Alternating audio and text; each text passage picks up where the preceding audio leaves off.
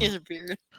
Hello, everybody. Welcome to Live with CCO, episode number 24, with my hosts, Alicia and Jennifer from CCO.us. Hello, Yay. lady. Hello. I made a special point to get the right date in today, guys. Yeah, I noticed that. I checked it myself. I didn't say anything. Did you? It was it the CCO Live, Boyd? Last time we had the wrong date. Yeah, just for those new listeners, we have a habit of like just having so much fun in these you should hear the conversations before we actually start. So Yeah. sometimes we don't even look at the screen because we've been doing this so many Nope. times. That's And I right. trust her, Alicia. Yeah, you think Right. I'd fixed it, and it's like I didn't look at it. But we got the date right, and it's our 24th episode. I hope it's our 24th and not like the 28th or I something. think you're right. It's December 4th today, getting closer for the holidays. We were just talking about the weather. Jennifer is freezing to death, and I'm not, but they're both up north and I'm in Texas. So there you go. We have a really, really cool topic. How many of you guys put in the chats now? Of course, we're live streaming on YouTube, Facebook, and LinkedIn. How many of you guys have gotten your 2020 CPT manuals already and opened them and thought there was an error in your, yeah. Boyd's got his hand up.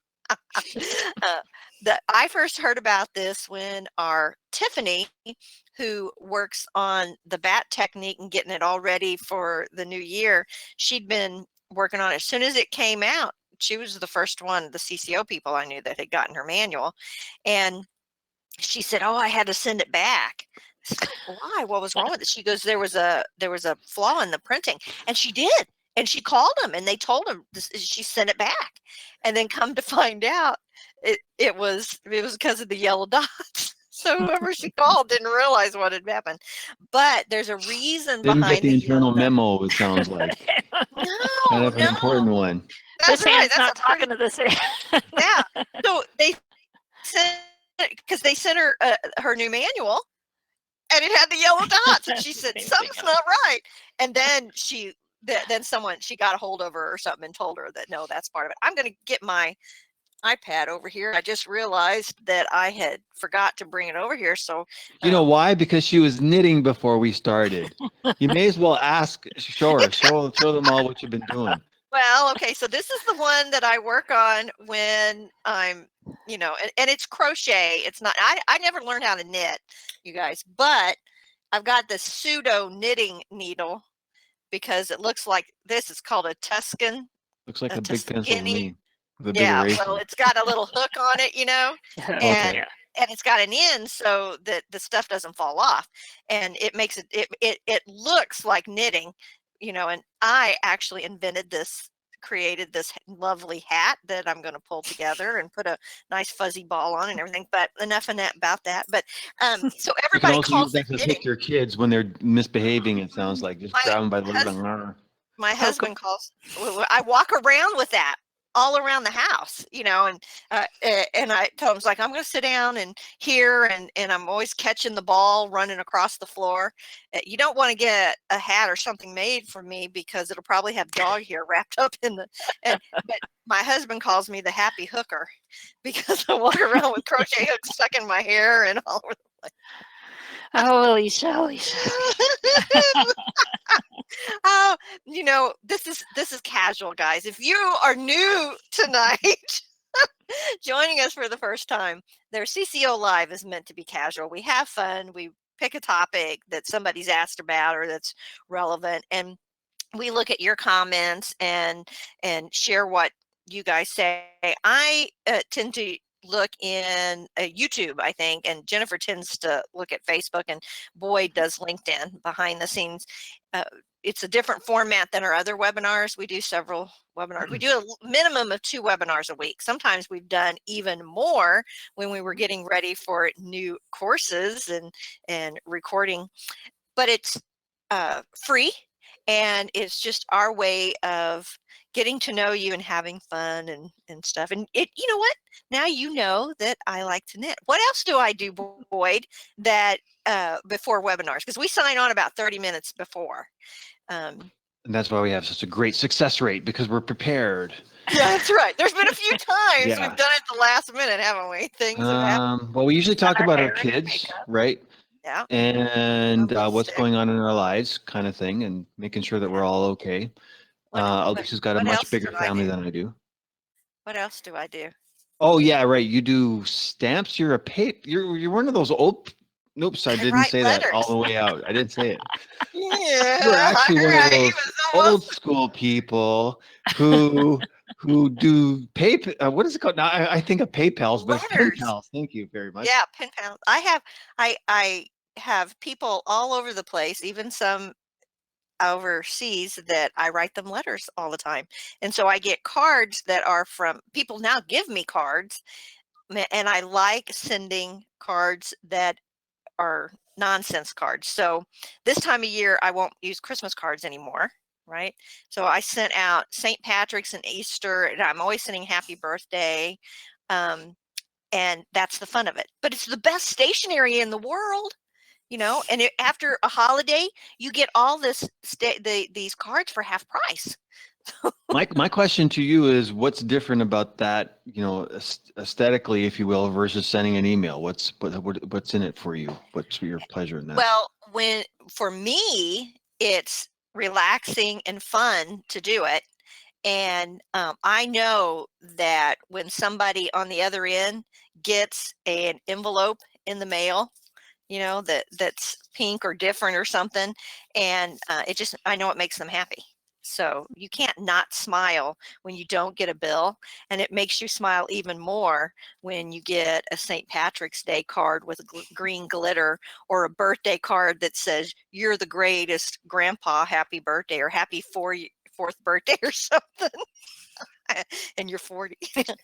And then they start to question Alicia and go, do I want to Well, continue writing this person? yeah, and a lot of the people I write to are just acquaintances that, I don't know them that well. I'm not. It's not that I'm picky, but I've got a lot of people. I got a great big book that I write to, and so I can sit down and write 20, 30 cards in a day and send them out once or Well, twice. if you share Alicia's passion, please let us know. If you like to write Yeah. versus sending an email, let us know in the chat. Tell us about this yellow dot stuff, because This is we're cool. here with a purpose. And I wore dots for the occasion, just Yeah, for you. you I didn't did. have any yellow. Looks Jennifer good. said, "No, I got blue on. I can't do it."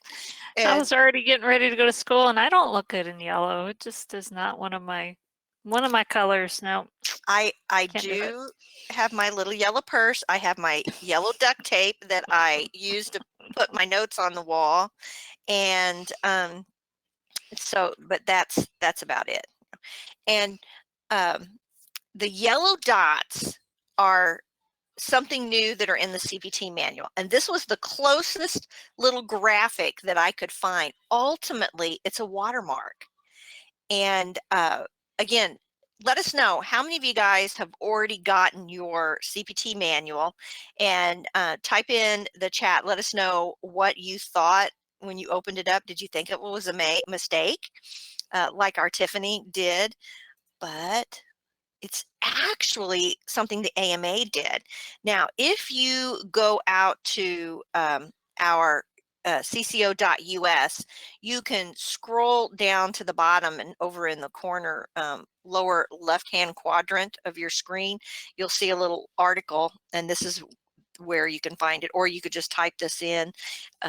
If you're in our CCO club, or well, though this one we don't take down, so this will be here for you can save this, but it's the yellow dots explained, and Jesus did a little article type thing. What happened with the AMA is that they were having a problem with counterfeiting. Now, Jennifer and I were just talking about the AMA, and that they own the CPT manual, and it's mandated by the government. We're required to use it as part of the code sets that we use. Unlike ICD, that is not that's owned, but it's public. So you can get a Carol Buck ICD ICD manual. You can get a Elsevier, which is Elsevier Carol Buck. You can get an Optum. You can get one from the AAPC. Contexto, I think, has one. Who are some other ones, Lori? Or Lori, Jennifer? Called you I'd have to. I can't even think of the one that I'm using in my class. It is. See, Because I that's really what we're like. doing right now is ICD. That's It what she was just. I is. said, "Did you have your CPT manual?" She goes, "No." She goes, "I have my ICD because that's what I'm teaching Oh, right now." I have Carol an AMA. Buck. I have an You have an AMA. AMA? Oh, Yeah. that looks like Carol Buck's too.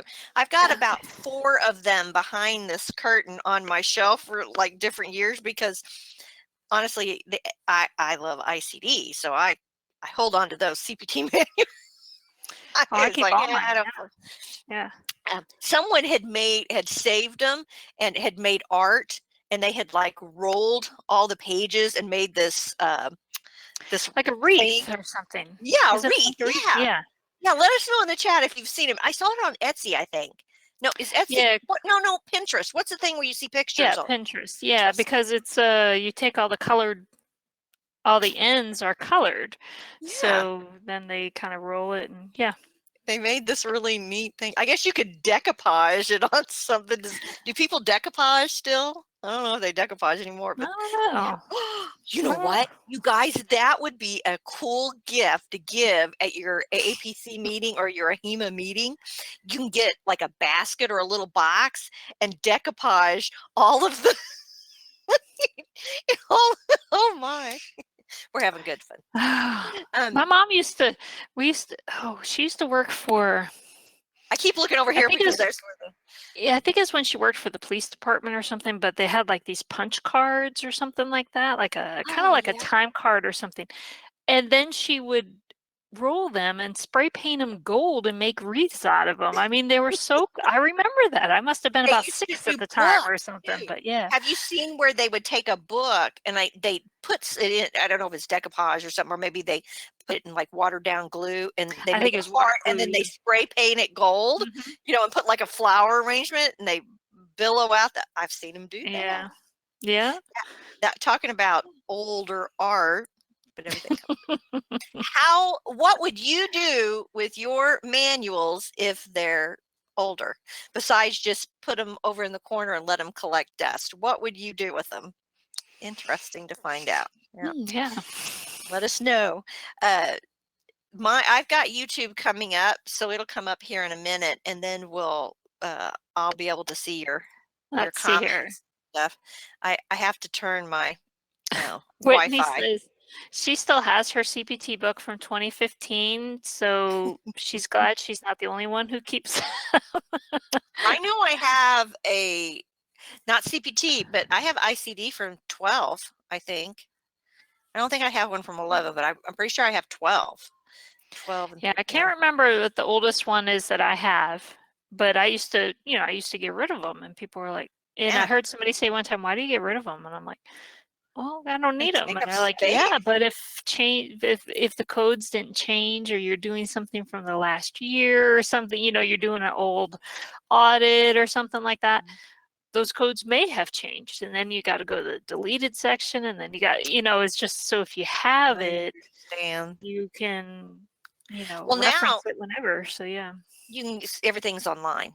So Yeah, but I'm not an online person. I And didn't we used to had be this as much. conversation last week. I remember. I'm not the encoder person. I like my books. Yeah, I was the same. I think Laureen did that to me, because I'm tactile. I have to touch. My husband gets mad at me if I walk through the store, especially like walking through Walmart, and I touch all the clothes as I walk by. He goes, "Why are you doing that?" So I want to feel it. And he goes, "Why?" I don't know. Well, this is what the AMA said about it. So let's talk about that real quick. Ultimately, I really loved whoever wordsmithed this was brilliant. I'm sure they paid somebody big bucks to come up with these 3 little paragraphs here, but it was combating counterfeiting.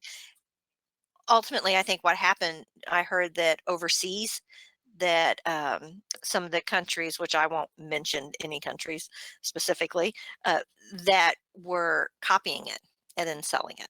And so again, it's a big no-no to mess with the AMA or the CPT manual.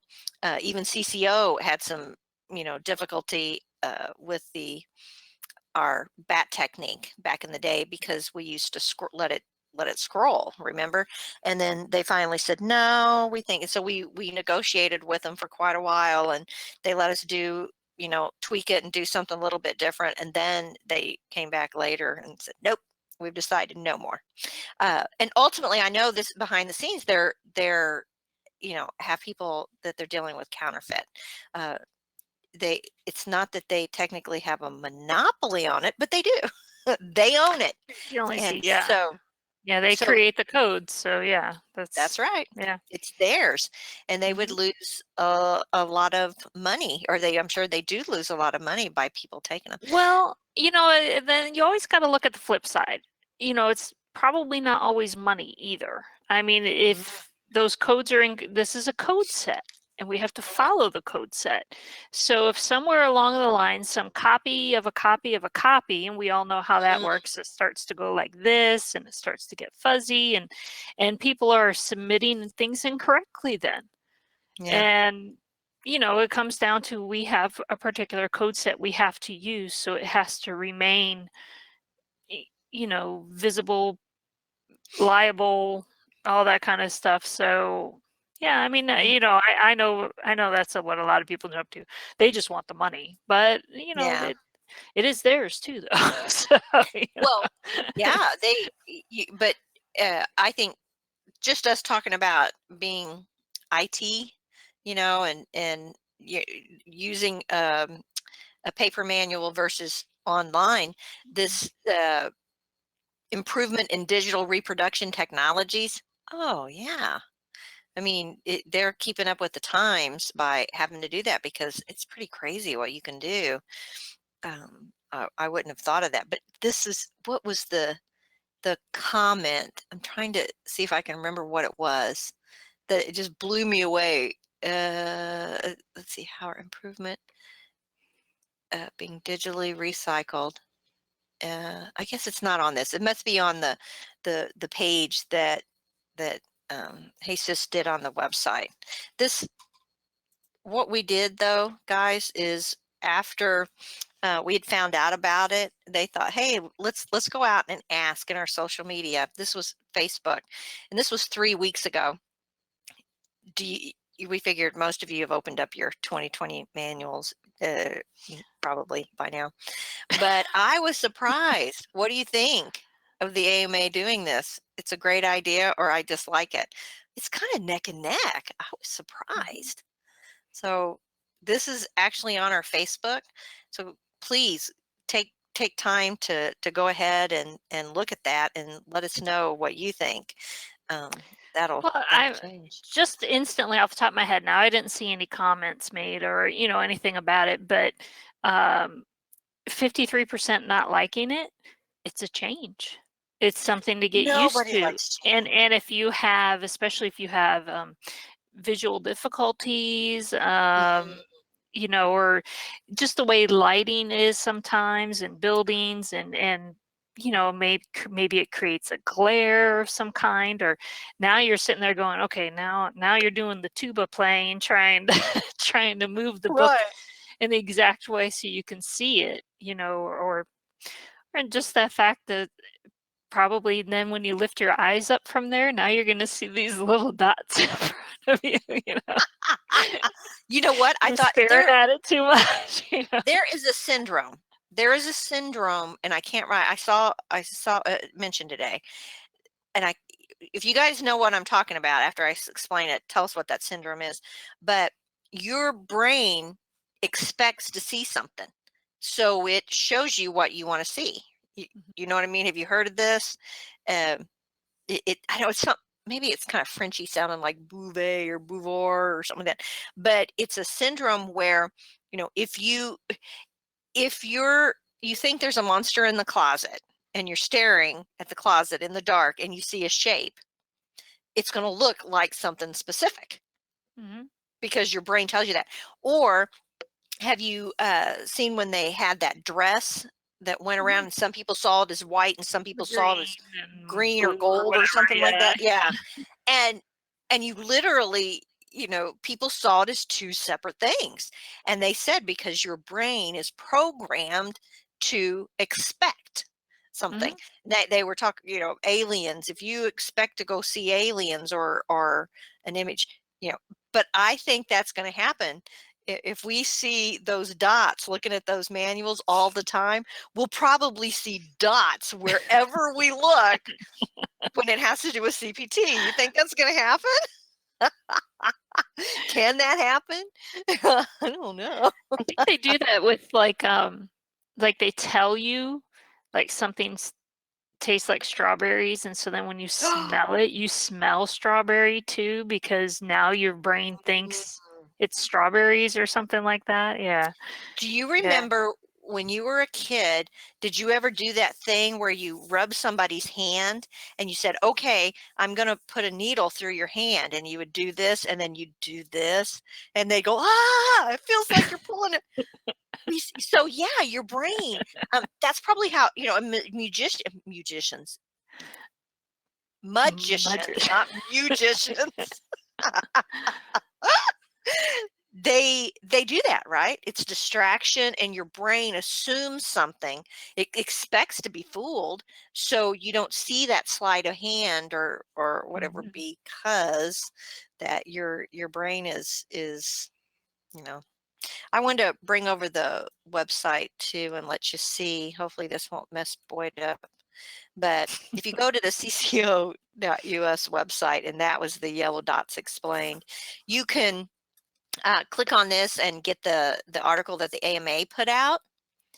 And then that was where I got this. This is where I read that. The innovative feature prevents our books from being digitally remastered. There was something here, and I was like, who came up with that phrase? That was really good. Now, I should have written it down, because now faint yellow dots, and they show you here, but again, you're looking at it on the screen. I don't think you can see it as well as we can. This is times are changing. Oh, here it is. That's the same thing you had on the other screen. Same thing. Doggone it. I really thought for sure that I had, there was some phrase. Now I'm going to sit up in bed in the middle of the night and say, that's what it said. Customers, authentic AMA products, no matter where they purchased. Customers receive authentic. Okay, well, but feel free to comment right here. You can leave a comment, and you can share on your social media. We would appreciate that. We don't advertise, guys. So every time you share, then you're helping us. And I know that you have fun helping us spread the word about what we do. Now, I know one thing we talked about beforehand is, this is the AMA doing this. So that's why it's the CPT manual. That's why you don't see it in the ICD-10 manual, since the ICD-10 is generated by multiple organizations putting their input in for those diagnoses. So, I mean, like we mentioned, you can buy any kind of ICD-10 book, but that's why they don't have anything like that in the ICD-10. So if you didn't purchase it, so if you're only doing like risk adjustment or something, and you didn't purchase the CPT, you're probably going, well, what are they talking about? I don't know what yellow dots you mean. That's a good point. That's a good point. Yeah. And so the HCPCS manual won't do it. It's, even though it's a version of the CPT, but I think you can get multiple HCPCS. I mean, I think it's got more than one different publisher. carriers. Yeah. Just the CPT manual until ICD-10 PCS takes over. So I expect us to really start maybe seeing that. Your opinion on that? Yeah. And every once in a while, something will happen, and I'll think, how are they going to do that though? no, that won't work, and then I think, no, they can do it. But you mentioned earlier about change and how, we're the median age for coders is probably in their 50s. I'd say 50 to 60s maybe. And we not many of us like change. And when ICD-10 came around, oh my word, that was, like pulling teeth. Everybody was really frustrated about that. And I just didn't. something Oh, little like these yellow dots. Oh, I can see how that's gonna for one of frustrate. my classes, I think it was my information technology, information management systems class. I had to write a paper, and I chose the medical field because that's where all my experience is. And I talked about the EHR systems, and when I was pulling up a lot of research on it, and I didn't actually realize this at the time, but a lot of providers quit when the EHRs came out, and I was like, Mhm. really? And they're like, yeah, because they Yeah, didn't want to deal with it. Okay, yeah. they've done their time doctoring, They were nursing, older and whatever, retired. Yeah. and I don't want to deal with an EHR for the next 5, 6, 7 years before I plan to retire or whatever. So yeah, I'm just gonna quit. I'll just- And I was like, wow, the EHR was such a big change for everybody. Mhm. And I didn't realize it because for us is kind of it's just another computer program. How many times do they change our computer program That's or right. system or something? But this is the doctors had to be fully integrated in EHR. They had to do Yeah. all the work now, and they were like, I Instead didn't of realize writing it. that stuff out, they had to pick codes. They were telling, now you got to code. You got to pick code. Well, it's The just coder all their does it. documentation, the check Mhm. boxes, the, however format the templates were. My doctors dictate. Well, they still dictate, and they have to do everything in the EHR. So, The, it's yeah, I how many didn't years? realize there was multiple sources that said that, and I was like, wow, I really Yeah. didn't realize that Mhm. took place. So, And then I know, and you probably heard too, a lot of people retired when ICD-10 came out. Coders, they said, no, we're done. We're going to go ahead and retire. I don't want to learn a new code set. And it really wasn't that, in my opinion, it wasn't that difficult. I thought it was better, but you know what? Sometimes you got a reason to do it, you I embrace guess. it or you don't. Yeah. Yeah, yeah. Our world is changing. As a coder in this field, there is always change. We have changes to the code set every year, and they're usually pretty minute change, not anything big. Now, the last really big change that I know that kind of made me I went, what? Which was, I thought it was a good one for ICD-10 when you could code those causal relationships too, Mhm. with especially with diabetes. Man, that saved time, right? And but here we had been teaching this guideline for so long, telling you have to see the documentation that these are diabetes with polyneuropathy, not diabetes and polyneuropathy, and now, and that just, it's like overnight it got all thrown out the window, which was not that fast, but now we had to change the way we taught that stuff. Mhm. Now nobody thinks anything of it because we've been doing it for a while, but that was a major change. The guidelines really don't change too much. They stay the same, but our codes change, and we use different programs, Meditech moving over to Cerner, and things Mhm. like that. Risk adjustment coming in has made a huge difference. And then it was just CMS. Now HHS is doing it. So you've got a huge change. Now they capture all diagnoses instead of, it used to be only chronic conditions. And so the EMR has changed the way documentation's been done too. Copy Mhm. and paste was never a thing when you had to write it. Which is you know. nice. I mean, Yeah. right now I'm still doing this audit, and Mm, in new batch every week I'm helping somebody with an audit, and it's anesthesia. So they mm, still handwrite their documents, and it was funny because the other person was like, "You can read that?" I'm like, "Yeah." yeah. I You read know, chicken scratch for 20 years before that's we right. went to That is true. you just need a couple samples and you can figure out what they're trying to say.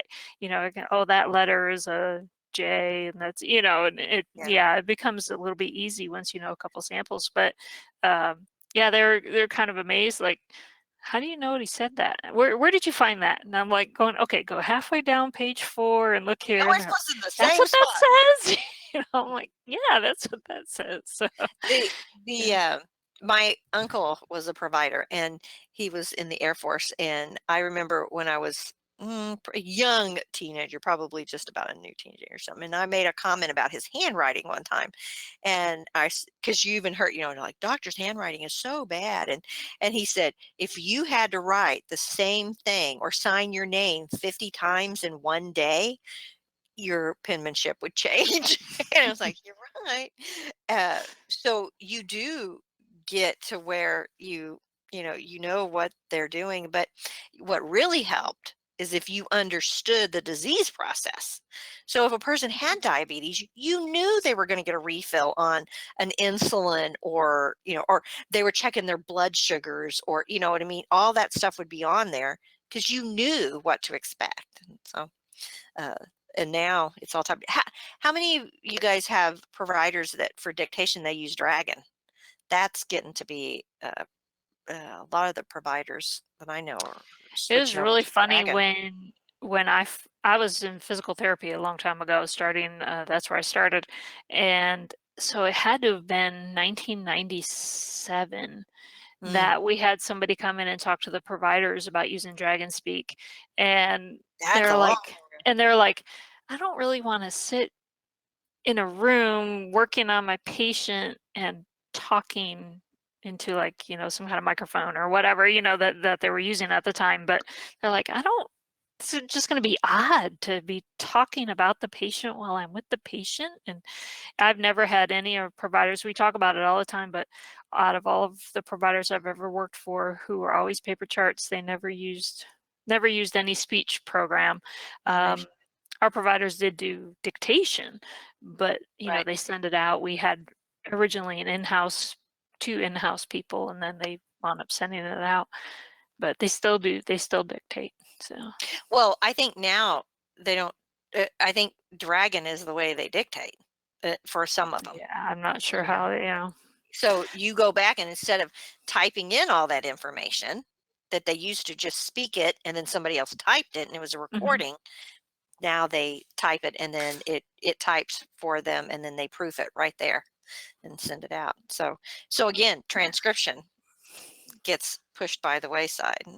And so the transcriptionists become coders and billers. They switch because they already are used to seeing all that documentation, CDI specialists and things like that. Because it's just another change. I am not seeing the comments come up on YouTube. I don't know what I'm doing wrong with my I keep trying to figure out, I don't have the drop down for the comments. So if somebody wants to put a comment in YouTube, please do so, and I'll see if it pops up or what the problem is. I know I must be doing something wrong, because it usually always happens, right? I don't want to miss your comments, put it that way.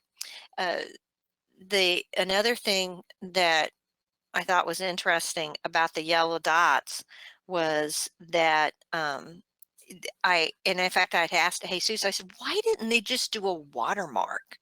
Why didn't they just put a watermark like you see on, if you go to Google Images, and you'll see a lot of the stuff have Adam's chart stuff has it, and he made a comment and said, no, that's because it's really expensive to do that.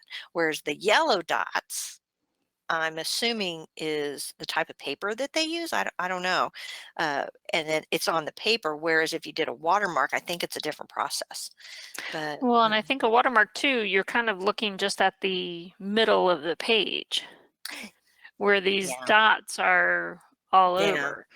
I mean, a lot of people trying to protect it from being copied and stuff. I mean, Star Wars has been doing that for a long time. Right. Their scripts are put on red paper, so it can't be copied and sold. Yeah, I mean, they've been doing that forever. So yeah, just trying to protect images and protect the information. You know, You know, that's a really funny point, because if you use, I don't know how many of you guys know this, but if you use a yellow highlighter and you put it on some, it doesn't photocopy. yeah, you can. Yeah, that's what we used It's to use hidden. on all. We'd write original on our originals in yellow highlighter Yeah, because and then then we we can make copy copies. it. Yeah, Yeah. but how come? I think So this was like a gray and yellow, wasn't it? I think I there's don't kind know. of more sheen to Let it. me go. It Uh, must be something that's not just yellow. I just thought of that. Let's see. They show you right here. So you're right. It's It's probably more of a more greenish. gray. Yeah. Yeah. So again, let us know how many of you guys have gotten your manuals Haven't so far. and I haven't tried to copy a page either, so I don't Now, know what it you'll looks have like. people out there is like, let's try. Let's see if it works. Let's see. They said it can't be copied, but look, I did it. You know. I'm getting trouble. You know, it's illegal to photocopy money. You know, like a dollar bill. You don't think about that, but it is because of counterfeiting, and so it's kind of the same thing now, isn't it? You know, Yeah. you can't copy the CPT manual, and how have you noticed the color schemes and the different stuff for the manuals each year with CPT, how it changes? This is the first time I've ever seen a cover that kind of looks like that. That's interesting. I'm surprised they didn't put dots all over the outside Yeah, I'm trying to think of what last year's is just yellow. Yeah, Because I just looked at it today. I just pulled up codes today. we should Yeah, tell them we want it to be purple because CCO is purple. they have a little bit of purple in there. They have a little bit of purple, but couldn't they do all purple? Right? I can't Like I remember. said, I wore my dots for you. I have a black blouse with white dots too, but I wore that the other night. And so, this is a fun topic, and it bugs me that I can't see the comments that you're making in YouTube. Like I said, I'm obviously doing something wrong, but let us know. Put in the chat if there's something that you feel would be a good topic for our CCO lives.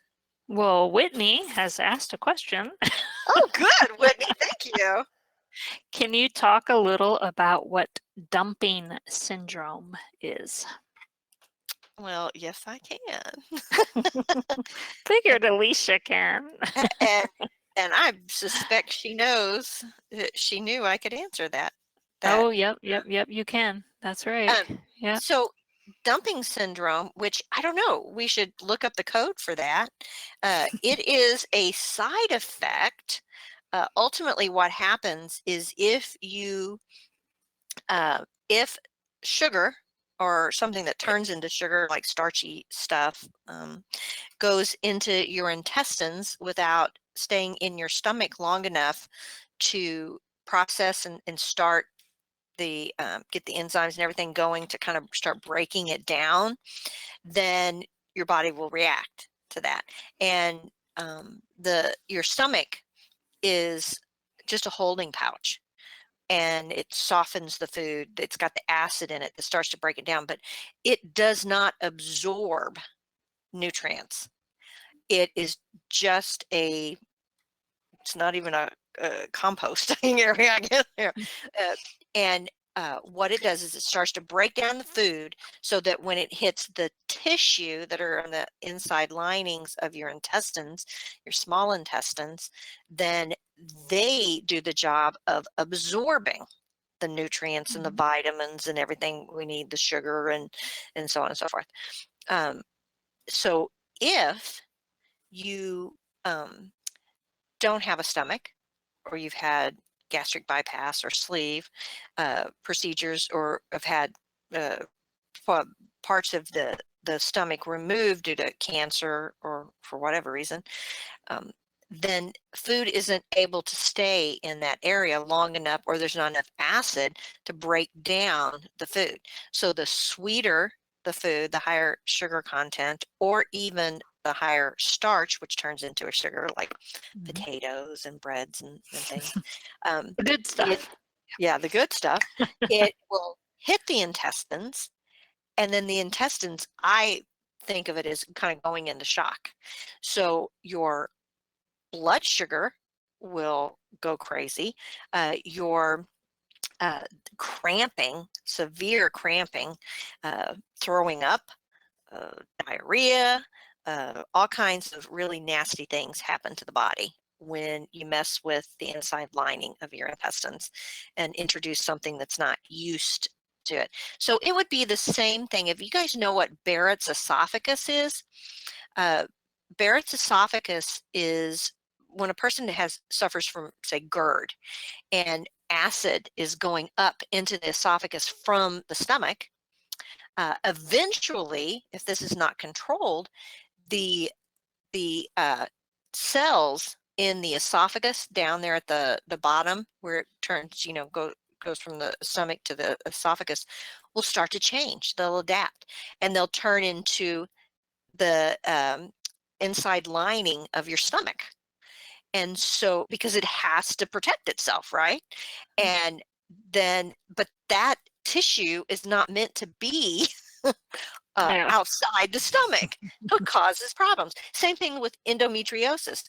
Endometriosis is the inside lining of the uterus. And if that tissue starts to grow other places in the body, in the abdomen and stuff like that, it performs a different function and it causes problem and pain.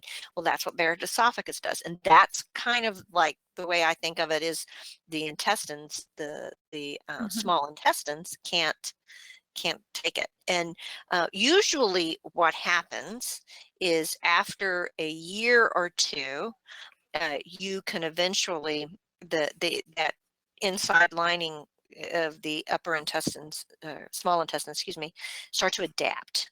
And whether the cellular structure changes or they just adapt, it's like maybe they form like a callus type thing, to that. But then people can start eating more starchy foods and sugars and stuff like that eventually, and it won't hurt you as bad. So I had surgery, gosh, I don't even know how many years ago. Was it in 16 now? I think I'm going 4 years. And I can, I only just last week could drink soda. It's not really soda, but bubbles don't tolerate.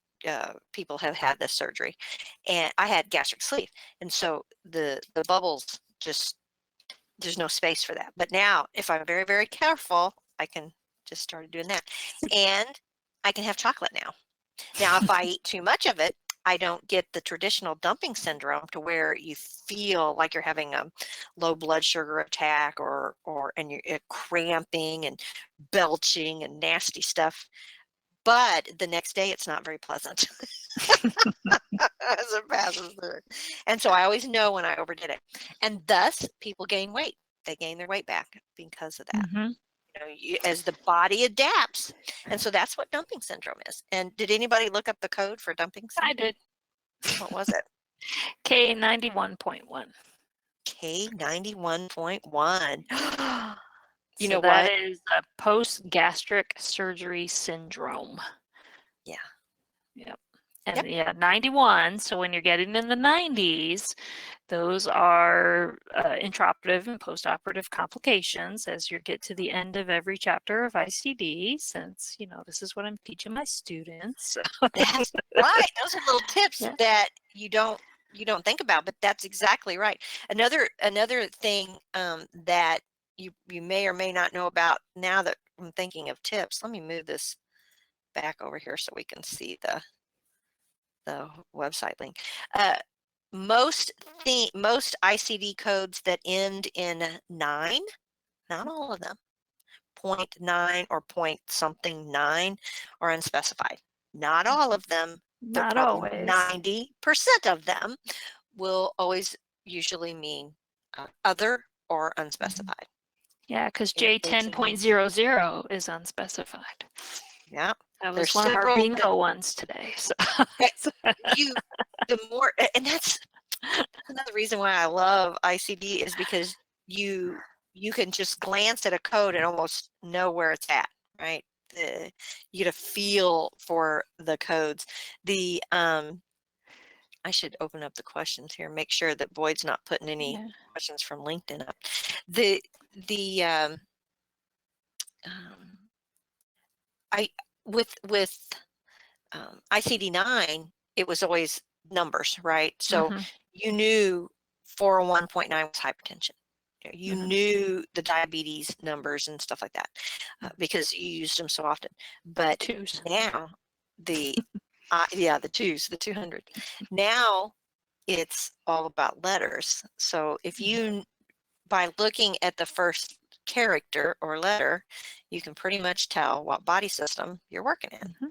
And then things like cancer codes, right? The lower the number beginning with C, and they will be like C to 4 point something. Well, then that's probably a primary malignancy, whereas as the number gets bigger, then it starts becoming secondary, and then you in the list, and then Gonna you get have to the B's. Yeah. the benign, and then cancer in situ and stuff. And there are cancer codes. If they are a cancer code and they start with a D, then Mhm. it's usually benign or one of the other type things. And so those little stuff, if you learn, the more you work with them. Yeah. I really do like this. I learned ICD-10 just because you had to flip through the book. That's how I learned it when I originally learned coding. I don't think I'd look it up alphabetically and I'd never go back to the tabular. I didn't know you were supposed to do that. So, I learned it on the fly, just kind of, by doing. But now that I'm teaching it, like what we did today is, well, they have their A is any bugs, A through B, any bugs. So you're talking about your infections, things like that. C, cancer, death, CD. E, endocrine, F, freaky or Freud or whatever for your mental health. And, so they kind of have that mnemonic. I used to remember Funny Farm. That's how Well, yeah, the mnemonic of how to remember each chapter. And then you got to go, okay, like we're doing J right now. Well, you go acute to chronic. So as you start in the beginning and then you go for, and it's just, it's very interesting to learn some of this stuff now that I'm teaching it. Is like, wow, now it all really makes sense. So it makes you faster when testing too. I'm sorry, somebody's decided to call me. And that's what we did today is, okay, so J01 to, or 06 to 09 is certain things, and then J10 to 18 is dealing with the chronic or whatever. And so I gave them bingo just by pull out diagnosis. On the bingo card was the actual ICD code, and I gave them the description. So then they could only go by this is acute, this is chronic, this is lung disease, this is other, this is complicated. Good. To find where in J they have to go. They have to, everything that we do a lecture, hybrid lecture, so they watch that online. And then when they come to class, we always do an activity. So to really get them to think about the disease process, get to them think where these things are. You go, things start at the head and go to the toe. So if I'm looking for a foot fracture in CPT, I know it's going to be towards the back, not, and just all the little thinking that even if you take like an online class or, you just kind of read a book and learn about it, it's still kind of, you don't pick up on it as much. So I can't get enough learning. I'm sorry. I was just telling somebody that yesterday and again today. It's like, why someone said, why are you putting yourself through something I was telling them about? I said, because I want to learn how to do it. I want to learn. You get stagnant. And now I understand why my uncle, who was the one I was telling you about earlier, was mother used to say, well, your uncle's a professional student.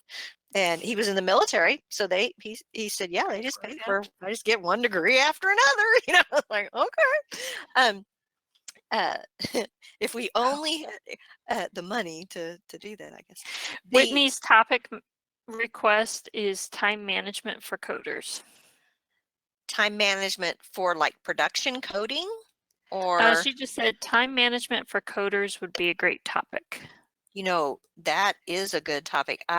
We had that one, was it a couple weeks back, where we talked saw tips about how to make your office more user friendly. But that's a good idea. That's a great topic. I like that. As we get closer to the holidays, I'm looking at my calendar over here, and gosh, today we're still in the first week of the month, and just a heads up for our frequent flyers who are used to seeing our webinars, we're not going to have a public webinar this month. We always have that one the second to the last Thursday of the month, and we decided that everything's so chaotic around the holidays and stuff, we want you to be able to spend time with your families too. So the 19th we won't be having one, but we will in January, which would be if I don't have to put my readers on to be able to, I think that's too far for me to see on my readers. I got it. Do you? Yeah, that just makes it blurrier. January 23rd. 23rd. Okay, so that would be the next public one. And if you have some topics that you want us to cover for that, by all means send in a topic request. You go to the CCO website, which I still have that up. I can bring that over and just show you real quick the top. Oh, it's real easy to do this. Just go over here to the contacts, and then when that drops down, which mine will be very, very slow because my internet speed's slow. Again, right here, yeah. And then topic request, and then maybe you have a case study, maybe you have an encounter or something that's been redacted that you'd like for us to talk about. That always helps our students as well. We've got one in the club right now that everybody's been kind of looking at, trying to help them with an answer. Got some other subject matter experts getting ready to look at that one. So we appreciate the person who submitted that. They didn't give us permission to use their name, so, but again, we look at those and we have lots of shmees and stuff. Some of us are better at certain areas than others, but case studies are so much fun to look at. And then, of course, we have our interns and things. But again, the topic request, you send it in. You don't even have to decide.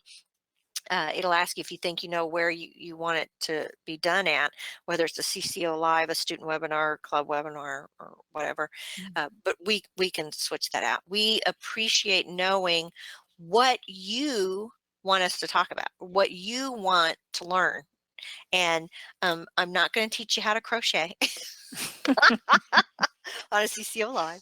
There's plenty of people out there on YouTube doing that. But again, it helps us be relevant to what you need.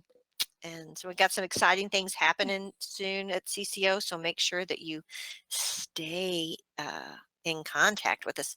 This is what's new. We usually have a little flag up. That article that we were just talking about comes up over here. So you can see what's going on, if people are making comments or if we posted a new article that one of us has done. Whitney did elaborate some. She said like juggling between communicating with providers, working spreadsheets, actual coding, communicating with coworkers on questions. That's always a tough one. That's a good idea. Yeah, and such. So that kind of time management has, time, yeah. We are so much more a remote field now.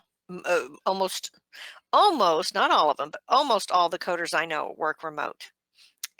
Maybe that's because I know a lot of older coders that have been around for a while. In the past, you didn't work small remote. Towns. Yeah, yeah, you didn't work remote unless you've been doing it for a while. But now, remote is kind of the wave of the future with us. So, one of the things I would encourage you, just a heads up, but I'm sure we can talk about on that topic, is go out and learn how to use Excel. You don't need to know how to put in graphs and all that crazy. Learn the basics of Excel, because I'm using it for a project that I'm working on. And every time I do something in there, whether it's change the color of a tab or wrap some words in it or whatever, I could make equations and so on and so forth. And but to be able to do the basics and maneuver Excel, that's beneficial, especially if you work remote. It is, yeah, and I do a lot of Excel, especially with audits. That's how you Mhm. put all your results in there. You got your patient Right. number 1, this is what's wrong, patient number 2. Mhm. But then also, I did it a lot in the office just to keep track, Mhm. because when I did audit, I'd need to keep track of who I audited, when, what I found, Yep. even if it just came back as a work comp. Work comp isn't going to pay 99213. They say it's not justified. So I'd go through and I'd do an audit and say, okay, why did they, here's Yeah. factor 1 through 7. They did this, the HPI, here's, so I just keep track of it. Even though it was a quick little audit, I had a spreadsheet of every audit I did every year. So in case anybody ever came back, I said, yeah, I am auditing my charts. Here you go. Here's all the charts I Yeah. audited this year. So, Mhm. we are adjusting our codes. We are correctly coding. So, And if you are being audited, they may send you the information via an Excel, mhm. and say, okay, you need to pull these and put these comments or put this information here. We don't, coders don't use people's names. They usually Mhm. have some type of an identification number, and it's usually very long. And there's you often no rhyme or reason to the number. But so a person is literally a number and a date of birth or a date of service. So Mhm. uh, Excel works great for that. Then you don't have to have Billing, any HIPAA information being yeah. moved around. Billing, we used it a lot too. Hmm. I think all of the girls in the office, everybody had their own spreadsheet of some kind of information, Yeah. whether it was collection payments that came in and we need to report them to the collection agency, or Hmm. payments in a different system that we have to calculate one payment and two, you have to make the balances match or something like that. So Hmm. yeah, we did everybody had, so just a basic Excel. Yeah. Yeah. Basic Nothing Excel. like that. Nothing like that research project class I had. Ugh, that was Yep. horrible. She had like 1,200 figures on there. I'm like, oh my gosh. Yeah, Oh. no, that wasn't any fun. Oh, yeah. I'd Yeah, be and that you much. you can go and online and get free education about using Excel. Um, I YouTube has stuff, but even Microsoft offers free education on how to maneuver, um, Your community college, navigate. your library. A Yeah. lot of people offer, just a come in for an afternoon lunch, 2-hour session, brown bag it and learn Hmm. How to use learn Excel. Microsoft Office Suite, or now that it's all going to Office 365, learn Office 365 and all of the sharing that's Hmm. available on there is just unbelievable. If you're using Google's now, it's similar to Google Drive Yeah. and all that, but Yeah. if your work's going to Office 365, it's worth figuring out what all those little cool little things are that you And can do. they probably are right there with you know, their emails and stuff like that with Outlook. So, Mhm. hey, that would be a really good topic for another time. We can tell them tips how to navigate Excel. You guys, we're on the hour, and it's been a lot of fun on this topic. It's kind of a really casual topic. We talked about a lot of different things, but that's what's so great about CCO Live, is that we get to do that and kind of communicate with you on a more personal level. Now you know what my little pastime and hobbies are. We're going to make Jennifer tell us what some of the things she does. She's got teenagers in the house and stuff. She probably doesn't have In time to. school, just Yeah, Yeah.